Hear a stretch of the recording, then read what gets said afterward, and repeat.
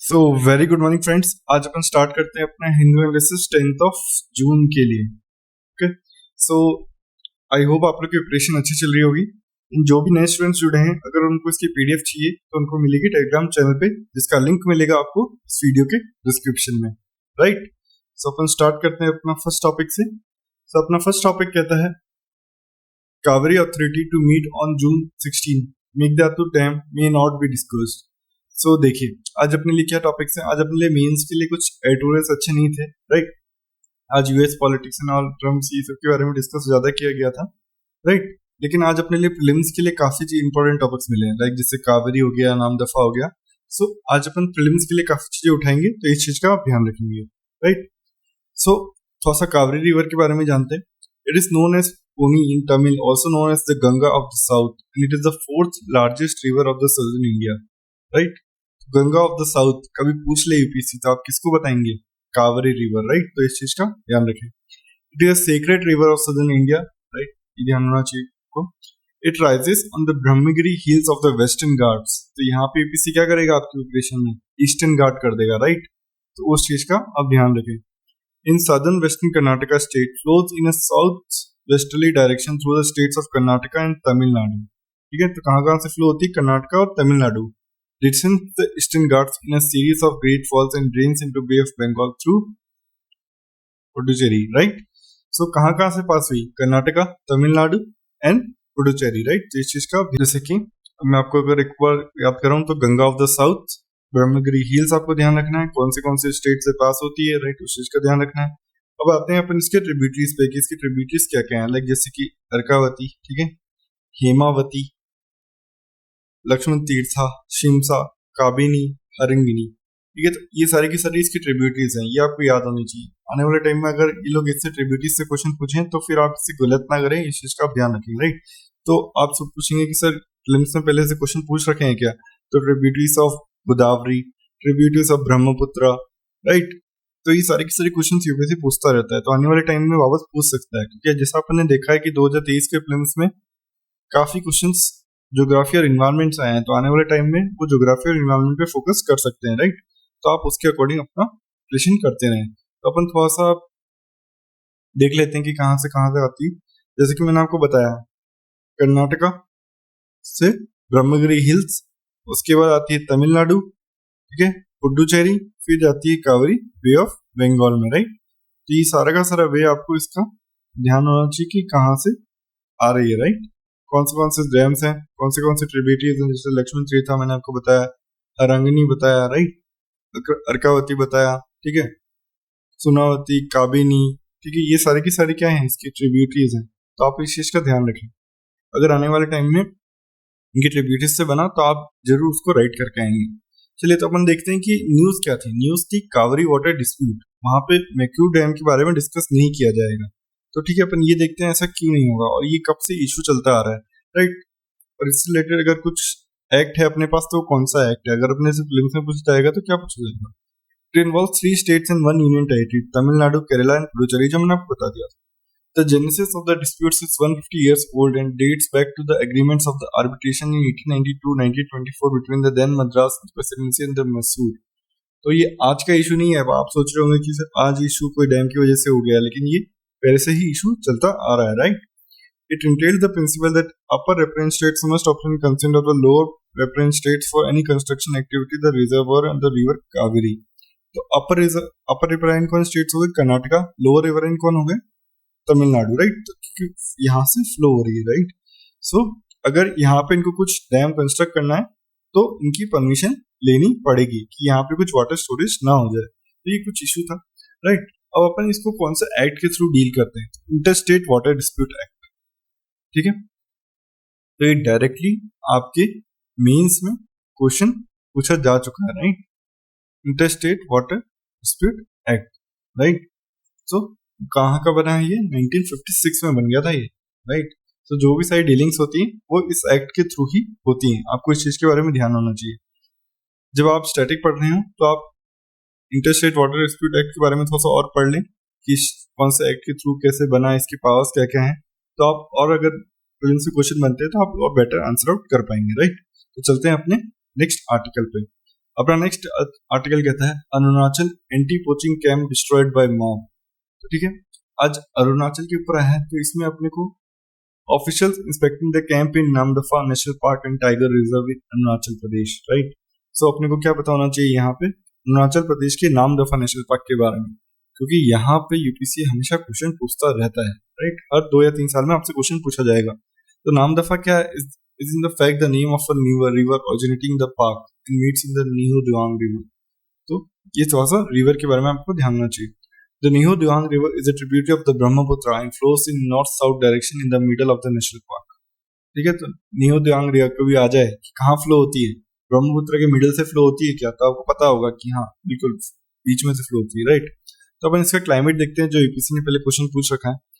Enjoys the subtropical climate. The mountainous part has a mountainous type of climate while the low-lying plains valley experience tropical climate, right? तो आपको ध्यान रखना चाहिए कि सब tropical climate यहाँ पे पाया जाता है, राइट।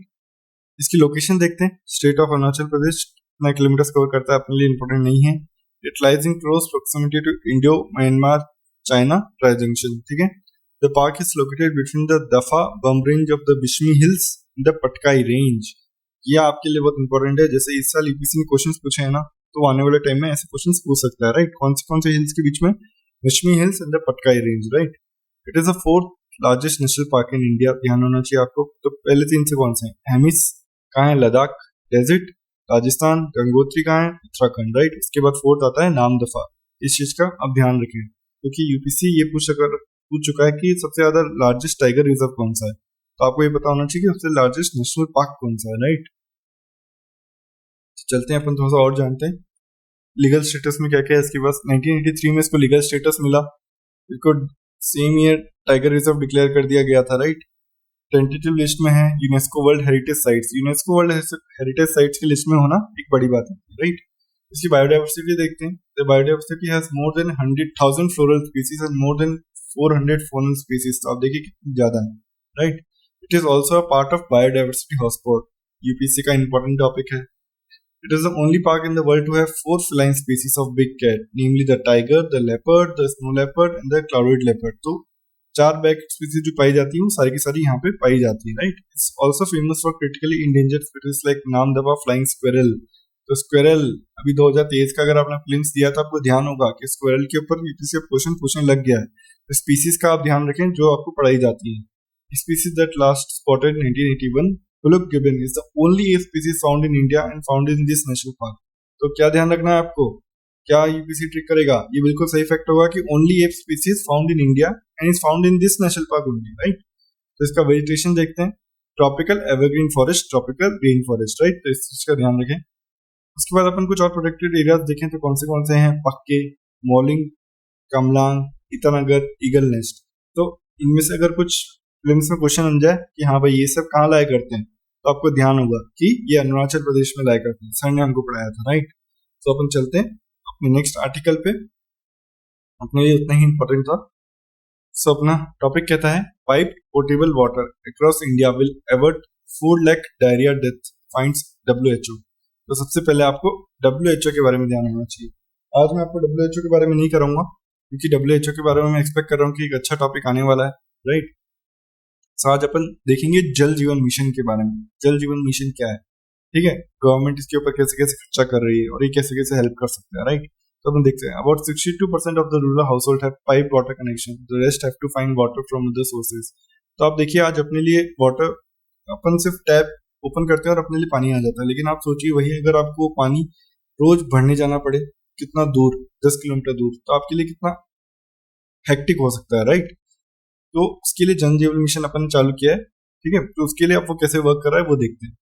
तो नारी शक्ति for new India, Jal Jeevan mission transforming lifes empowering women, right.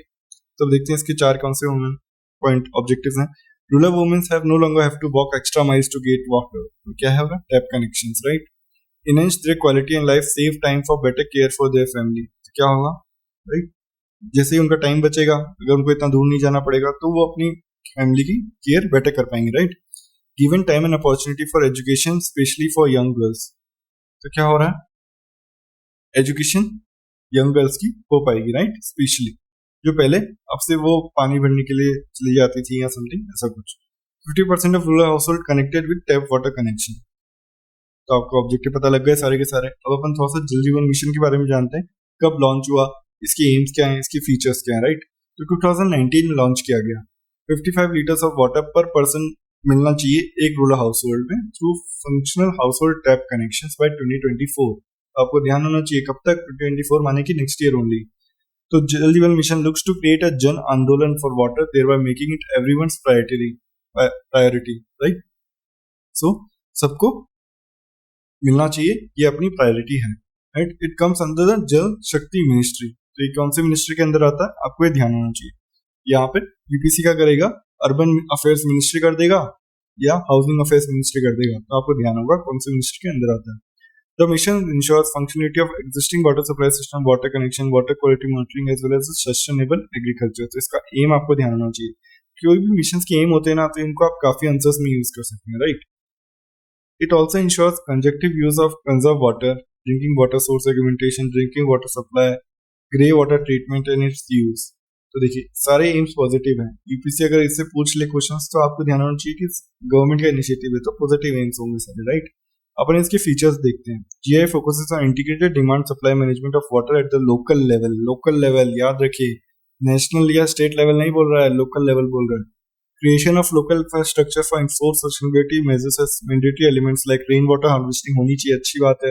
Ground water recharge होना चाहिए, हाउस होल्ड वेस्ट वाटर को रीयूज कर पाए, ठीक है। Is undertaken in convergence with government programmes and schemes. तो देखिए तीनों की तीनों अच्छी बात है, ग्राउंड वाटर रिचार्ज, ठीक है, rain water harvesting, house hold water को रीयूज किया जाए, राइट। तो एक सस्टेनेबल मेजर बनेगा रीयूज का। तो अगर यहाँ पे आ जाएगी लोकल इंफ्रास्ट्रक्चर क्रिएट करके तीनों चीजें की जा रही है, तो वो आपका बिल्कुल सही होगा, ठीक है। The mission is based on a community approach to water and also includes extensive information like education communication as a key components of its mission. देखिए जो मिशन है, मिशन क्या करता है, कोई भी चीज को लेके अवेयरनेस जनरेट करने की कोशिश करता है। तो अवेयरनेस अपन कैसे जनरेट कर सकते हैं, इन्फॉर्मेशन प्रोवाइड करके या एजुकेट करके या थोड़ा कम्युनिकेशन करके। तो ये सारे के सारे मेजर्स क्या होते हैं, ये अवेयरनेस से रिलेटेड होते हैं, राइट। तो इस चीज का आप ध्यान रखें। तो अपन चलते हैं अपने नेक्स्ट आर्टिकल पे। अपना नेक्स्ट आर्टिकल कहता है a pragmatic approach for better India Nepal ties, right. So काफी टाइम बाद आईआर का टॉपिक अपन कवर कर रहे हैं, मोस्टली नहीं आते हैं डेली, लेकिन आज इंडिया नेपाल के बारे में आया है। इंडिया नेपाल के बारे में यूपीसी डायरेक्ट क्वेश्चन नहीं पूछा है अभी तक मीन्स में, लेकिन अपन जब भी जीएस2 पढ़ते हैं तो अपन को इंडिया एंड इट्स नेबरहुड के रिलेशंस पढ़ने पड़ते हैं, राइट। तो पाकिस्तान, इंडिया, चाइना, म्यांमार, तो ये सारे के सारे अपने को ध्यान होना चाहिए, राइट। तो आज अपन उसी को कवर करेंगे कि नेपाल अपने लिए इतना इंपॉर्टेंट क्यों है। So Nepal is an important neighbour of India and occupies a special significance in the foreign policy because of its geographics, historical, cultural and economic cultural linkage ties with span centuries.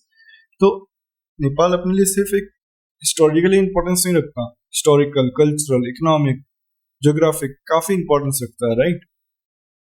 India and Nepal share a similar ties in terms of Hinduism and Buddhism, with Buddha birthplace Lumini located in the present day Nepal। तो देखिए Buddhism जहां से start हुआ तो उनका birth place क्या था, लुम्बिनी था, जो आज प्रेजेंट डे नेपाल में है, राइट। तो ये ध्यान रखना चाहिए आपको कि कितना इंपॉर्टेंस होगा अपने लिए। The two countries not only share an open border and unhindered movement of people, but they also have close bonds through marriages and family ties, like properly known as roti beti का रिश्ता। तो आप ये अपना जो keyword है ना direct अपने मीन्स के आंसर्स में यूज करेंगे तो आपको +1 तो पक्के हैं, राइट। और फिर आपको क्या बता रहा था मैं कि जैसे ओपन बॉर्डर, तो अपन काफी कम जगह देखते हैं कि इंडिया ओपन बॉर्डर रखता है दूसरे कंट्रीज के साथ, लेकिन अपन ने नेपाल के साथ ओपन बॉर्डर रखा है, मतलब आपको वीजा वगैरह की जरूरत नहीं है। तो आप देखिए कितना इंपॉर्टेंट हो जाता है अपने लिए, right. India Nepal treaty of Peace and Friendship 1950 forms the bedrock of special relation that exists between the India and Nepal। तो इंडिया नेपाल ट्रीटी जो 1950 में हुई थी वो एक स्पेशल रिलेशन बॉन्ड क्रिएट करती है इसकी इंडिया और नेपाल के बीच में, राइट। तो इस चीज के बारे में आपको ध्यान होना चाहिए। तो अगर मैं आपको थोड़ा सा इसकी सिग्निफिकेंस बताऊं कि हाँ इसकी सिग्निफिकेंस क्या है, राइट। यहाँ पे क्या होता है, यहाँ पे इंडिया और जो नेपाली सिटीजन्स है ना वो अपना आराम से बिजनेस कर सकते हैं, रेसिडेंस कर सकते हैं, प्रॉपर्टी खरीद सकते हैं, मूवमेंट कर सकते हैं, दोनों एक दूसरे के देश में, राइट। यहाँ पे किसी को भी एकदम रोका नहीं जाएगा कि आपका वीजा क्या है, पासपोर्ट क्या है, समथिंग जो मैंने आपको बताया कि ओपन बॉर्डर्स हैं अपने यहाँ पे, राइट। अब अगर अपन सिग्निफिकेंस देखें,